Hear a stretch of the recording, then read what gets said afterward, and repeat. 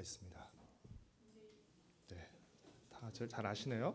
첫 번째가 군대 이야기, 두 번째가 축구 이야기, 마지막으로 세 번째가 군대에서 축구한 이야기. 지금은 군대를 배경으로 하는 예능 프로그램도 방영하고 있고 또 축구를 좋아하는 여자분들도 많이 늘어서 조금 달라졌을 거라고 생각됩니다.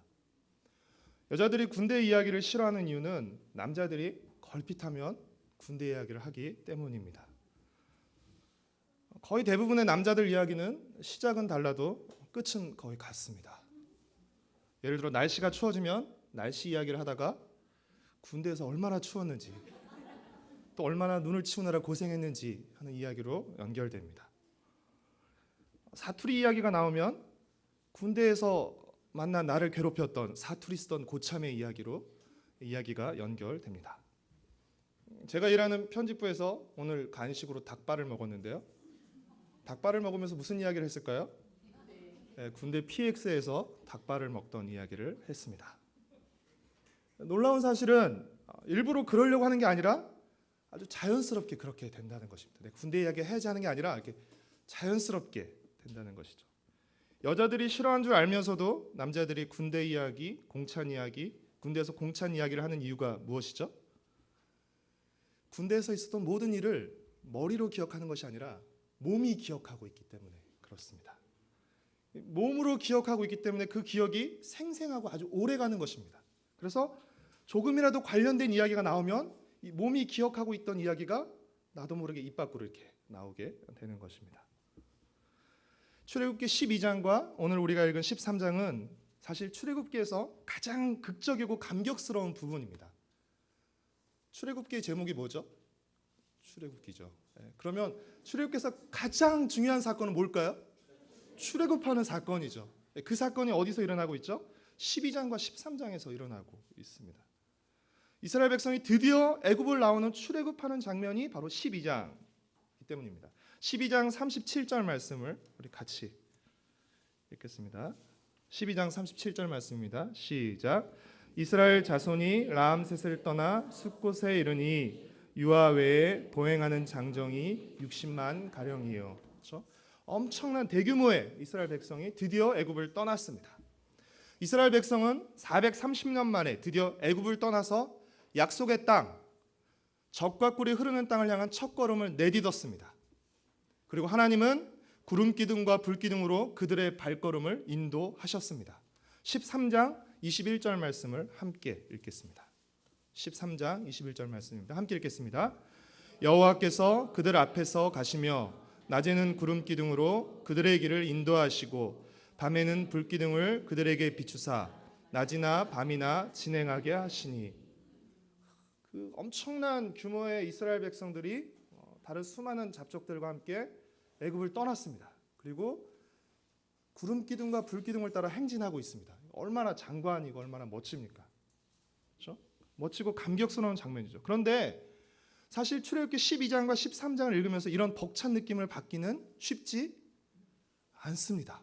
여러분이 방금 13장을 읽으셨죠? 그렇죠? 이렇게 막 벅찬 느낌을 받기가 쉽지 않아요. 왜 그렇죠? 왜냐하면 중간중간에 규례 이야기가 나오기 때문에 그렇습니다. 규례의 규자는 법규자입니다. 그래서 우리는 규자가 들어간 거 다 싫어합니다. 규례, 규정, 규칙 이런 것들 되게 좋아하지 않습니다. 그래서 성경을 읽을 때도 뭔가 규례나 규율과 관련된 내용이 나오면 읽고 싶어 하지 않죠. 그리고 얼른 건너뛰고 싶어 합니다. 만약 12장과 13장에서 규례와 관련된 내용이 나오지 않는다면, 없다면 사실 우리는 12장과 13장을 훨씬 더 재미있게 읽을 수 있습니다. 이런 표현이 어떨지 모르겠지만 훨씬 더 은혜롭게 읽을 수 있습니다. 10번째 재앙이 끝나고 멋있게 딱 나오면서 구름 기둥과 불 기둥으로 바로 이어지는 굉장히 은혜롭게 읽을 수 있습니다. 사실 규례와 관련된 내용을 빼도 출애굽 스토리에는 아무런 문제가 없습니다. 다 걷어내도 전체 출애굽 스토리는 아무런 지장이 없습니다. 그런데도 어떤 의미에서 출애굽 스토리의 흐름을 끊으면서까지 이 규례와 관련된 내용이 12장과 13장에 나오는 이유는 무엇일까요? 역으로 우리의 시선을 출애굽의 스토리가 아니라 이 규례에 주목하게 하는 것은 아닐까요? 출애굽기 12장과 13장에는 세 가지 규례가 소개되고 있습니다. 어떤 규례들이죠? 네, 첫 번째 규례는 유월절 규례입니다. 여러분 한번 체크해 보세요. 12장 1절부터 14절, 그리고 21절부터 28절, 43절부터 51절까지는 이스라엘 백성이 유월절 어린 양을 잡고 어떻게 해야 하는지, 그리고 누가 유월절 절기에 참여할 수 있는지에 대해서 기록하고 있습니다. 두 번째 규례는 어떤 규례입니까? 무교절 규례입니다. 무교절 규례는 12장 15절부터 20절까지, 13장 3절부터 10절까지 유월절 날로부터 7일 동안 누룩이 들어있지 않는 무교병을 먹으며 지켜야 할 것을, 무교절로 지켜야 할 것을 말하고 있습니다. 세 번째 규례는 어떤 규례입니까? 초태생 규례라고 하는데요, 처음 태어난 것에 대한 규례입니다. 13장 1절부터 2절, 13장 11절부터 16절까지 처음 난 모든 것은 구별해서 하나님께 드리는 것에 대해서 기록하고 있습니다. 이 12장과 13장에 기록된 세 가지 규례, 유월절, 무교절, 초태생 규례는 모두 출애굽과 관련된 규례들입니다. 규례의 내용은 조금씩 다르지만 규례의 목적은 동일합니다. 먼저 유월절 규례의 목적부터 살펴볼까요? 12장 27절 말씀을 같이 읽겠습니다. 12장 27절 말씀 같이 읽겠습니다. 시작. 너희는 이르기를 이는 여호와의 유월절 제사라. 여호와께서 애굽 사람에게 재앙을 내리실 때에 애굽에 있는 이스라엘 자손의 집을 넘으사 우리의 집을 구원하셨느니라 하라 하매 백성이 머리 숙여 경배하니라. 무교절 규례의 목적은 13장 3절 말씀을 함께 읽겠습니다. 모세가 백성에게 이르되 너희는 애굽 곧 종되었던 집에서 나온 그 날을 기념하여 유교병을 먹지 말라. 여호와께서 그 손의 권능으로 너희를 그곳에서 인도해 내셨음이니라. 초태생 규례의 목적은 13장 16절 나와 있습니다. 함께 읽겠습니다. 이것이 내 손의 기호와 내 미간의 표가 되리라. 이는 여호와께서 그 손의 권능으로 우리를 애굽에서 인도하여 내셨음이라 할지니라. 유월절, 무교절, 초태생 규례의 목적은 무엇이죠?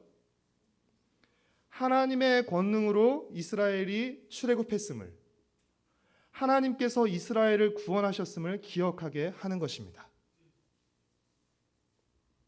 한마디로 하나님은 출애굽한 이스라엘 백성들이 하나님께서 그들을 구원하셨다는 사실을 머리가 아닌 몸으로 기억하라고 규례를 주신 것입니다. 여러분, 규례는 말과 생각으로 지키는 것이 아닙니다. 그렇죠? 규례는 무엇으로 지키는 것이죠? 몸으로 지키는 것입니다. 어린 양을 잡고 그 어린 양을 함께 먹는, 또 7일 동안 집안에서 모든 누룩을 제거하고 누룩이 들어있지 않은 무교병을 먹음으로, 처음 태어난 모든 것은 하나님께 봉헌하여 드림으로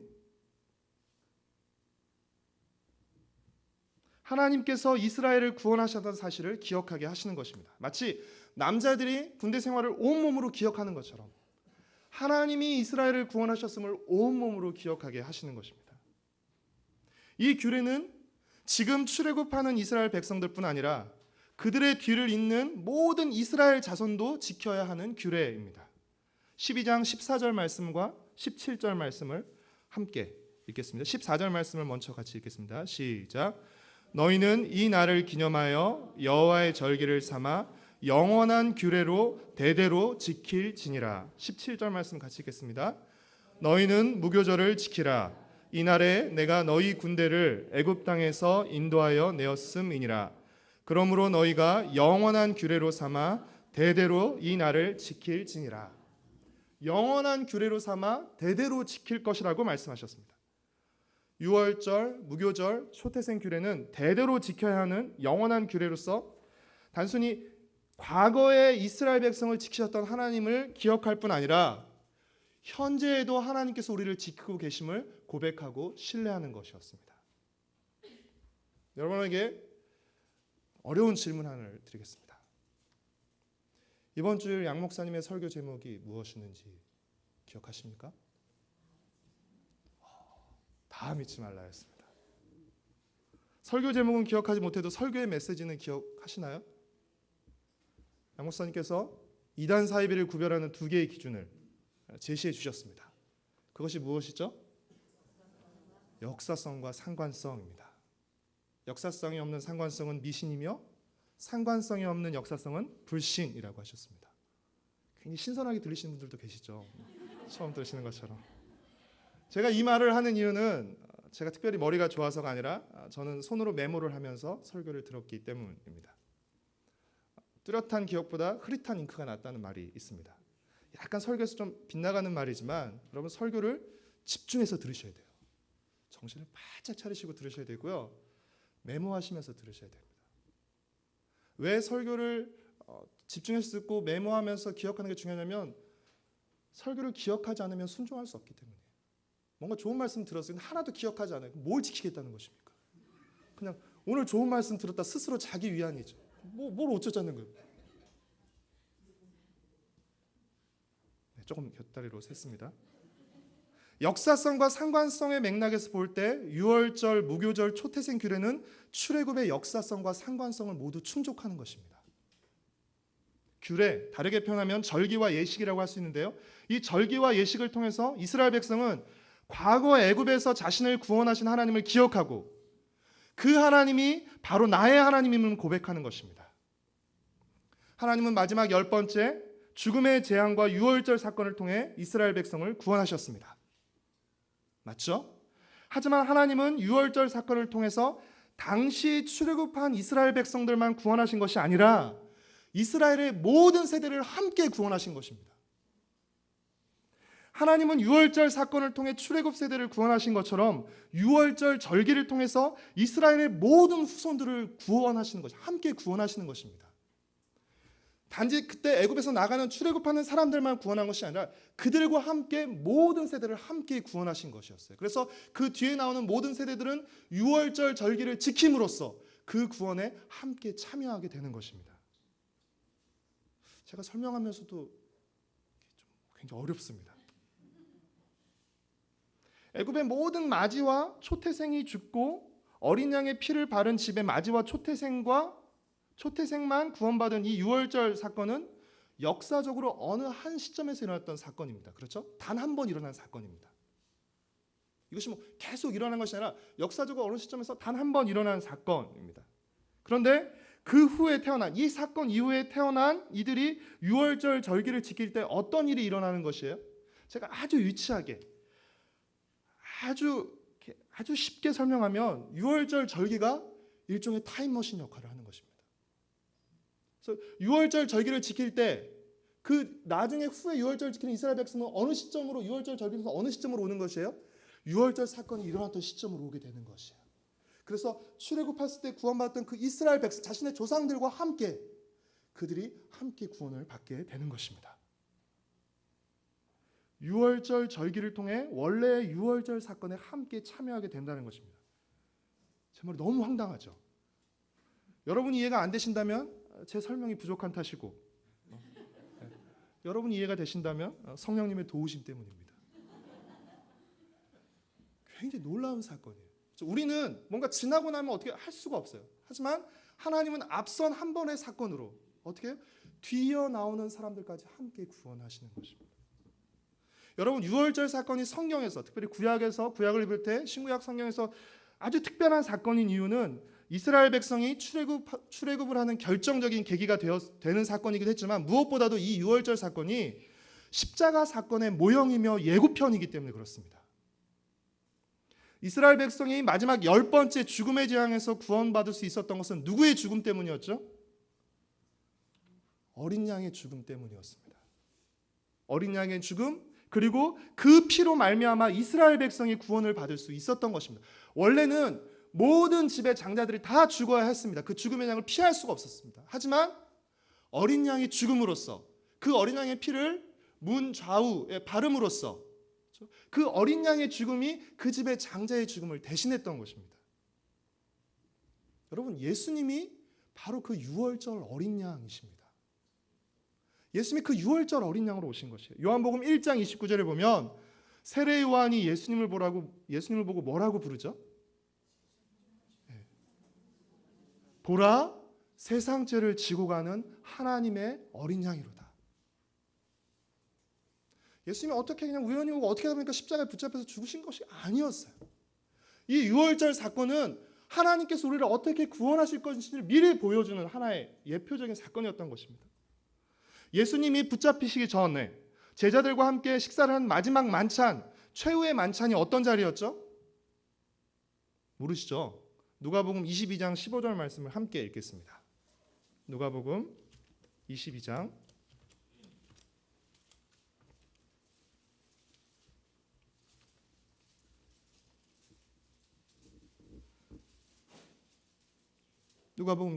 15절 말씀 함께 읽겠습니다. 시작. 이르시되 내가 고난을 받기 전에 너희와 함께 이 유월절 먹기를 원하였노라. 예수님이 제자들과 함께한 마지막 최후의 만찬, 바로 유월절 식사 자리였습니다. 예수님은 유월절 식사 자리에서 자신의 몸과 피를 상징하는 떡과 잔을 나누어 주신 것입니다. 이제 곧 죽게 될 예수님 자신의 죽음이 바로 유월절 어린 양의 죽음인 것을 보여주신 것이죠. 출애굽기 12장 46절에 보면 유월절 규례 중에 하나가 어린 양의 뼈를 꺾지 않는 것이었습니다. 그런데 예수님이 십자가에서 다른 죄수들보다 일찍 죽으셨기 때문에 이 뼈를 꺾지 않는 예언이 성취되었습니다. 요한복음 19장 31절부터 33절까지 말씀을 함께 읽겠습니다. 요한복음 19장 31절부터 33절까지 말씀입니다. 함께 읽겠습니다. 이날은 준비일이라 유대인들은 그 안식일이 큰 날이므로 그 안식일에 시체들을 십자가에 두지 아니하려 하여 빌라도에게 그들의 다리를 꺾어 시체를 치워달라 하니 군인들이 가서 예수와 함께 못 박힌 첫째 사람과 또 그 다른 사람의 다리를 꺾고 예수께 이르러서는 이미 죽으신 것을 보고 다리를 꺾지 아니하고. 유월절 어린 양의 뼈를 꺾지 말 것이라고 한 예언이 예수님을 통해 성취된 것입니다. 예수님은 세상 죄를 지시기 위해 오신 유월절 어린 양으로서 우리를 대신해 죽으시고 피 흘리심으로써 우리를 죄와 사망의 재앙에서 구원하신 것입니다. 사랑하는 성도 여러분, 예수님의 죽음도 역사의 한 시점에서 있었던 역사적인 사건이지만 예수님의 십자가 죽음은 모든 세대의 모든 사람을 구원하시려는 하나님의 영원한 구원 계획과 사건입니다. 비록 우리는 예수님이 십자가에 달리셨던 그 현장에는 없었지만 예수님의 십자가 죽음은 예수님 당시 사람뿐 아니라 그 이후 믿는 모든 사람을 구원하기 위한 죽음이었던 것이죠. 그래서 예수님의 죽음이 우리를 구원하기 위한 죽음이었다는 사실을 기억하고 고백할 때, 그리고 그 믿음의 구체적인 표시로 예수님의 살과 피를 기념하는 성찬에 믿음으로 참여할 때 우리는 그 사건의 현장 속에 있는 한 사람이 되어 같은 구원의 효과를 누리게 되는 것입니다. 마치 이스라엘 자손들이 유월절 절기를 지킴으로써 앞서 일어났던 유월절 사건을 통해 구원받은 출애굽 세대들과 같은 구원을 누리게 된 것처럼 말입니다. 사랑하는 성도 여러분, 하나님께서 규례를 통해 이스라엘 백성이 하나님의 구원을 몸으로 기억하게 하신 것처럼 중요한 사실은 머리가 아닌 몸으로 기억해야 합니다. 우리의 의식에 그치지 않고 행동하고 반복함으로써 무의식화해야 합니다.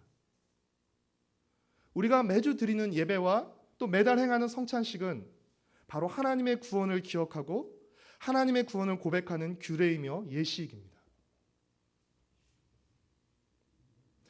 여러분들이 이 예배를 소중히 여기시고 성찬을 사모하시기를 바랍니다. 수요일이 됐으니까 수요 예배, 주일이 됐으니까 주일 예배, 정해진 시간이 있으니까 그 예배 나가는 것이 아니라, 그렇죠? 예배 시간에 나옴으로써 우리 몸으로, 그렇죠? 우리가 찬양하고 하나님의 말씀을 들음으로써 우리를 행하신 하나님의 구원을 기억하는 것이죠. 우리를 행하신 그 놀라운 일들을, 그 능력의 일들을 우리가 기억하는 것이죠. 그리고 그 하나님이 나의 하나님임을 고백하는 것이죠. 그리고 그 하나님께서 내 삶 가운데 베푸실 구원을 기대하는 것이죠. 믿음으로 이 예식에 참여함으로써 이 예식에 담긴 정신과 의미를 몸에 새기시기를 바랍니다. 사람들은 점점 쉽고 편한 것을 추구하며 불편한 것을 싫어합니다. 그러다 보니 우리가 어떻게 변하고 있죠? 몸이 우리 말을 듣는 것이 아니라 우리가 몸의 말을 듣습니다.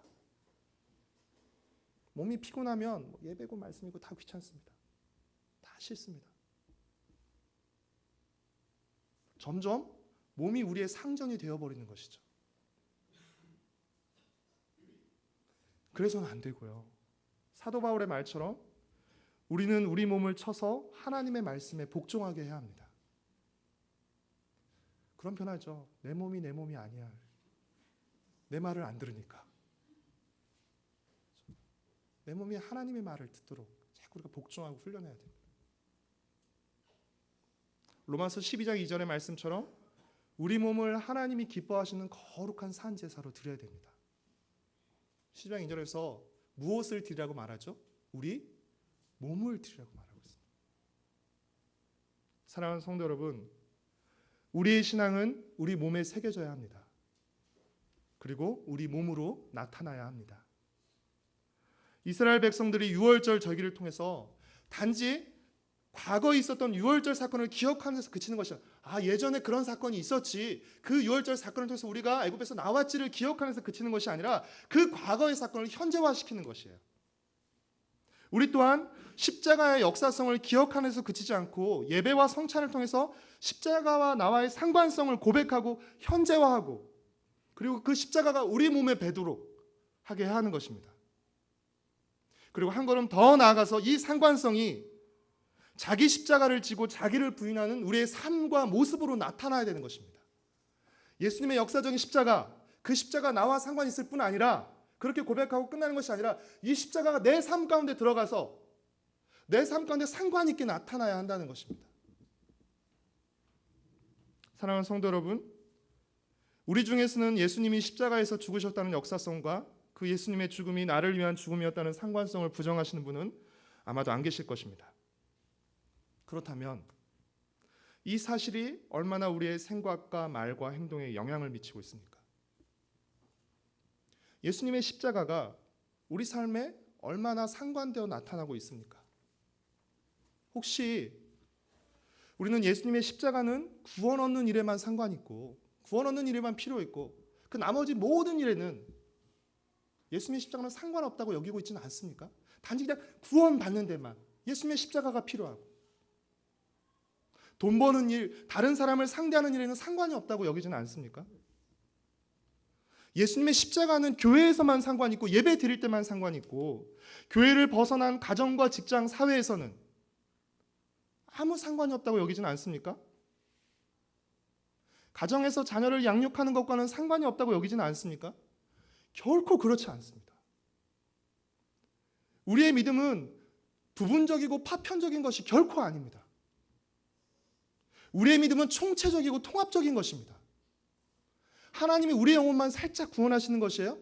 하나님 우리 삶의 종교적인 어느 한 부분만 구원하시는 것 그렇지 않습니다. 하나님 우리의 인격 전체를, 우리의 삶 전체를 구원하기를 원하시는 것이에요. 믿음은 총체적이고 통합적이어야 됩니다. 처음부터 그렇게 변화되지 않지만 차츰차츰 그렇게 방향으로 나가야 되는 것입니다.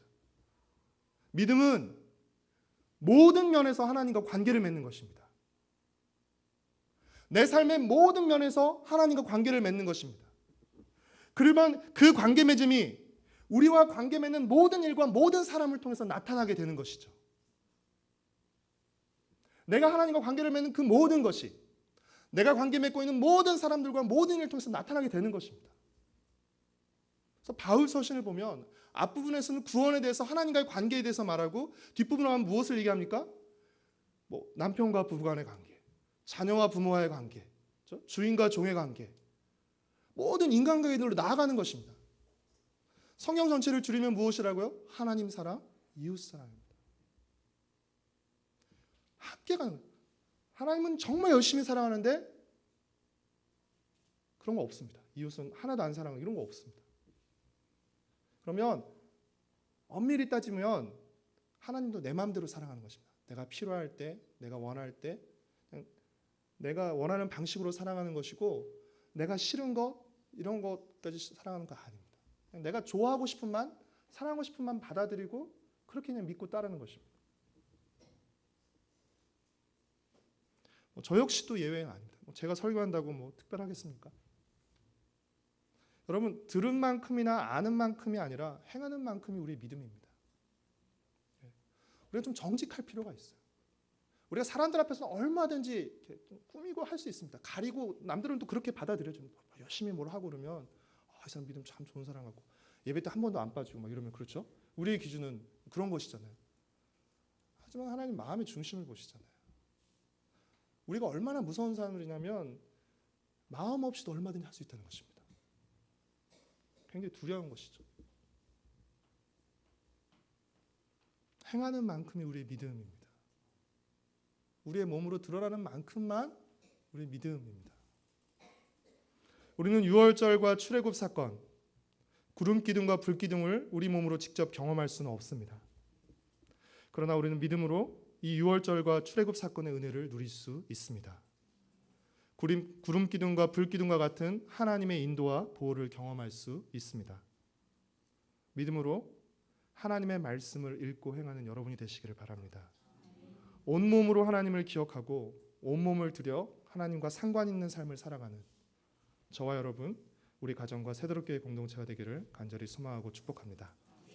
우리 다 함께 찬송가 149장 주달려 죽은 십자가